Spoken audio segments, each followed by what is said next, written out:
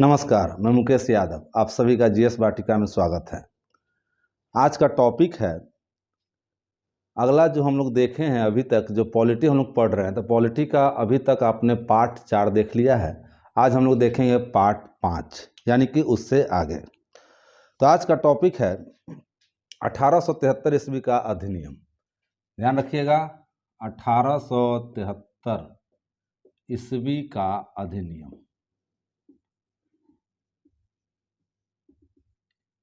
यह अधिनियम क्या कहता है इसको हम लोग अब देखते हैं।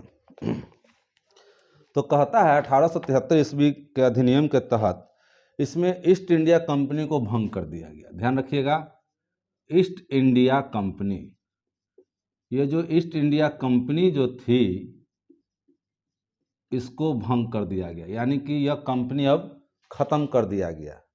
आप पढ़ेंगे कि यह कंपनी का ईस्ट इंडिया कंपनी का स्थापना 1600 ईस्वी में हुई थी। तो यह ईस्ट इंडिया कंपनी को अब खत्म कर दिया गया भारत में। इसको कहा कि अब आपका काम नहीं है।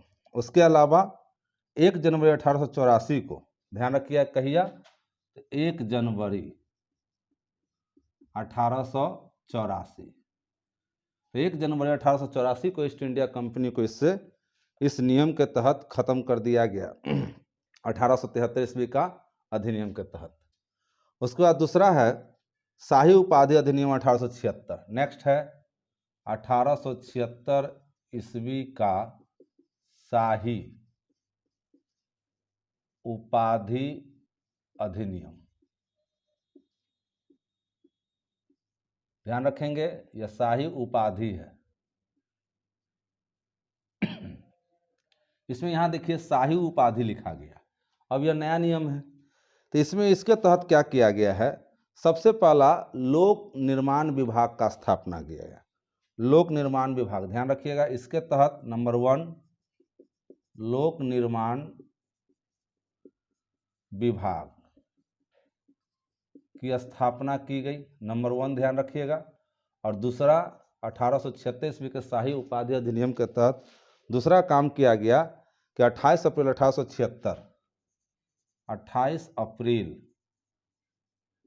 1876 में ब्रिटेन की महारानी जो थी उनको भारत की सामग्री घोषित की। महारानी विक्टोरिया, ध्यान रखिएगा, महारानी विक्टोरिया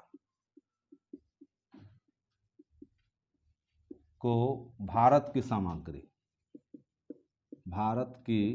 सामग्री, ये बहुत इंपॉर्टेंट है, याद रखेंगे कि महारानी विक्टोरिया को भारत की सामग्री किस अधिनियम के तहत घोषित किया गया था, 1876 ईस्वी के शाही उपाधि अधिनियम के तहत।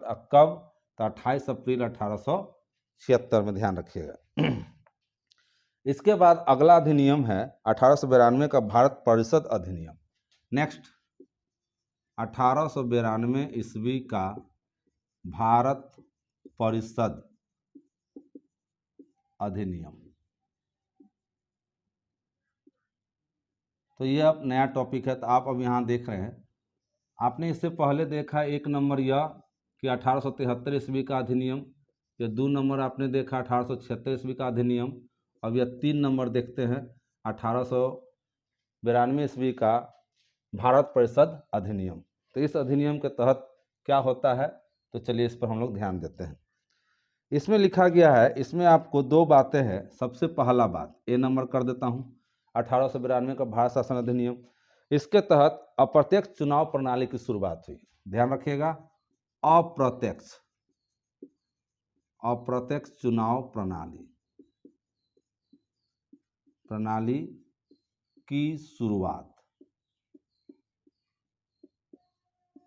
अप्रत्यक्ष का मतलब है इनडायरेक्ट। जिस तरह से हम लोग राष्ट्रपति का चुनाव प्रणाली कराते हैं तो उसमें पब्लिक वोट नहीं करती है राष्ट्रपति में, हम लोग के द्वारा चुने गए सांसद विधायक जो हम लोग चुनते हैं, पब्लिक चुनती है सांसद विधायक को, और सांसद विधायक चुनते हैं राष्ट्रपति को। तो उसे कहा गया अप्रत्यक्ष, जिसमें पब्लिक डायरेक्ट वोट नहीं करती है। तो यह अप्रत्यक्ष चुनाव प्रणाली की शुरुआत किया गया 1892 ईस्वी का भारत परिषद अधिनियम के तहत। और दूसरा कि इसमें राजस्व व्यय अथवा बजट पर बहस करने का पावर दिया गया। राजस्व प्लस व्यय पर बजट पेश करना प्लस बहस करना। ध्यान रखेंगे, यानी कि ये 1892 ईस्वी का भारत परिषद अधिनियम के तहत ही अब टैक्स कितना आया, कितना खर्च हुआ, इस पर अब आप बजट पेश कर सकते हैं। और दूसरी बात, आप इससे प्रश्न पूछ सकते हैं। यानी कि बहस का मतलब क्या हो गया, प्रश्न। प्रश्न इनसे पूछ सकते हैं कितना रुपया आया, तो कहाँ कहाँ खर्चा हुआ, वो हिसाब किताब आप हमें बतलाइए। तो यह नियम में चेंजिंग हुआ 1892 ईस्वी का भारत परिषद अधिनियम के तहत। अब हम लोग अगला देखेंगे 1909 का। ध्यान रखेंगे 1909 का, तो यह बहुत ही इंपॉर्टेंट है, तो इसे आप और ध्यान से पढ़ेंगे। नेक्स्ट है 1909 ईस्वी का भारत परिषद अधिनियम।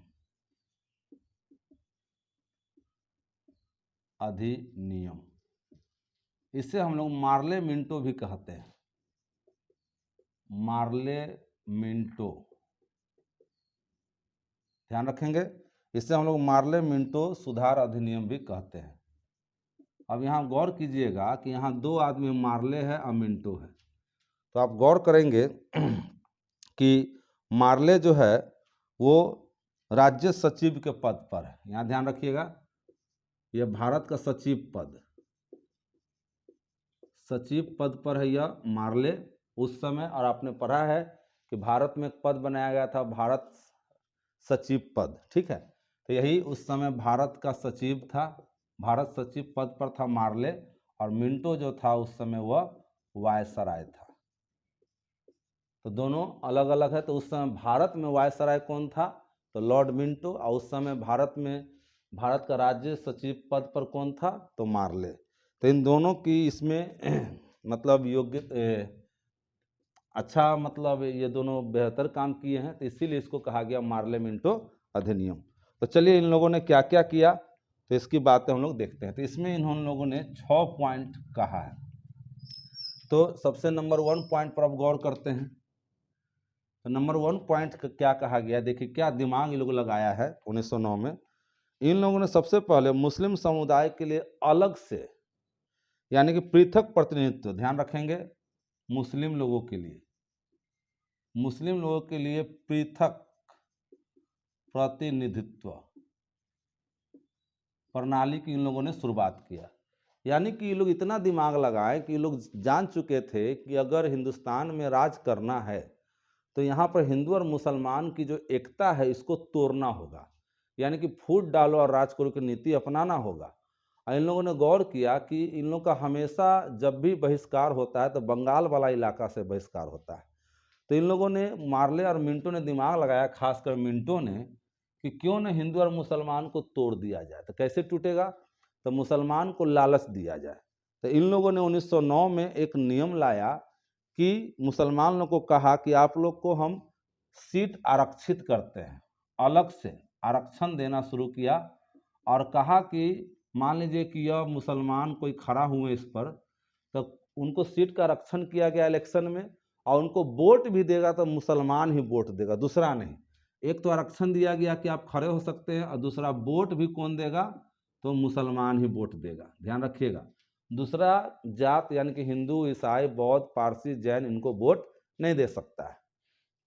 तो मुस्लिम ही खड़े होंगे, जो खड़े होंगे मुसलमान, उनको वोट भी मुसलमान ही देंगे। तो ये देखिए कितना दिमाग लगा के इसने काम किया। तो इस तरह से इन लोगों ने यह काम किया, इसलिए इसे यहाँ कहा जाता मुस्लिम मतदाता।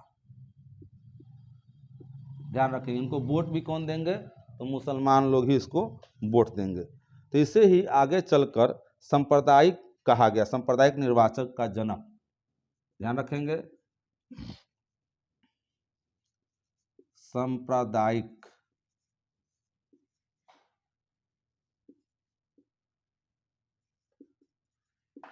निर्वाचन का जनक किसे कहा गया, तो मार्ले मिंटो को। ध्यान रखिएगा, तो इस तरह से याद रखिएगा, लॉर्ड मिंटो साहब को, मार्ले मिंटो नहीं कहिएगा, सीधे मिंटो साहब। यह जो मिंटो साहब हैं, इसीलिए इनको सांप्रदायिक निर्वाचक का जनक कहा गया। इन लोगों ने इतना दिमाग लगा दिया जान करके हिंदू मुस्लिम टूट जाए।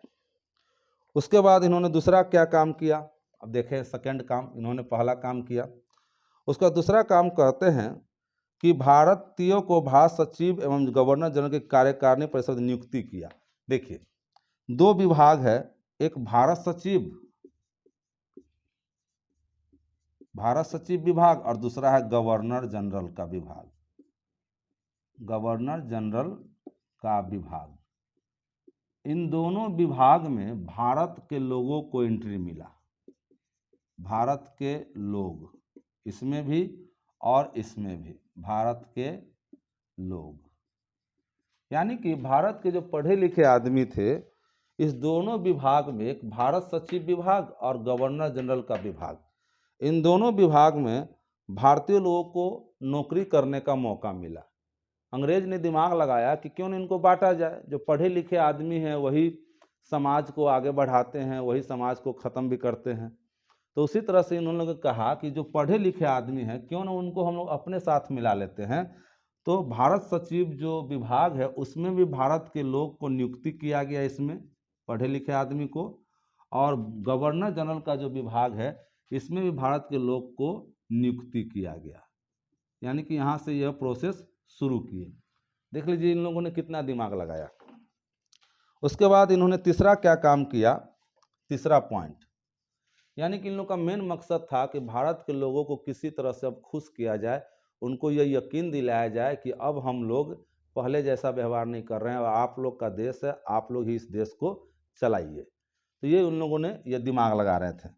अब तीसरा काम क्या किया, केंद्रीय और प्रांतीय विधान परिषदों में, अब मान लीजिए दो, एक है केंद्र सरकार, एक है प्रांत सरकार, तो इसको मान लीजिए कि प्रांतीय परिषद और एक है केंद्रीय परिषद, ये वाली है केंद्रीय परिषद,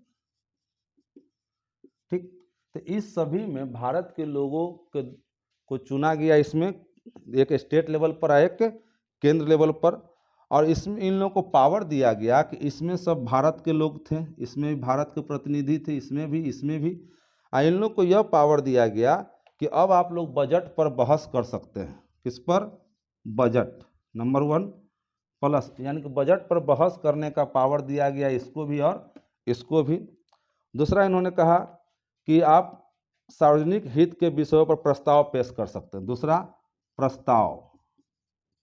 प्रस्ताव आप पेश कर सकते हैं, वैसा आप मतलब नियम ला सकते हैं जो सभी के हित में हो, तो वैसा आप प्रस्ताव पेश कर सकते हैं।